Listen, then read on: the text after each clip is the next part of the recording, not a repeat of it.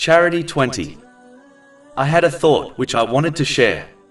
When a Muslim truly believes that everything they possess belongs to Allah, the Exalted, then using the blessings they possess correctly, such as giving charity, through the grace of Allah, the Exalted, becomes easy.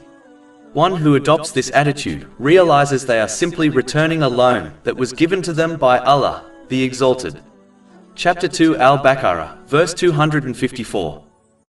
O you who have believed, spend from that which we have provided for you.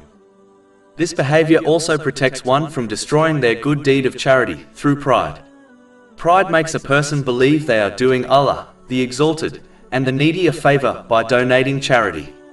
But the same way one returns a bank loan without pride, Muslims need to realize their charity is a way of repaying the loan given by Allah, the Exalted. In addition, the needy are doing the donor a favor by taking their charity. The needy are a means for them to obtain reward from Allah, the Exalted, and without them, this would be impossible.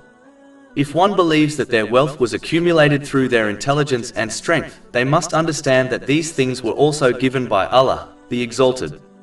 Therefore, this loan in the form of blessings such as wealth must be returned to Allah, the Exalted. Otherwise, they may face a penalty that will begin in this world and continue into the hereafter. When one donates charity, their transaction is not with a needy person, in fact it is with Allah, the Exalted.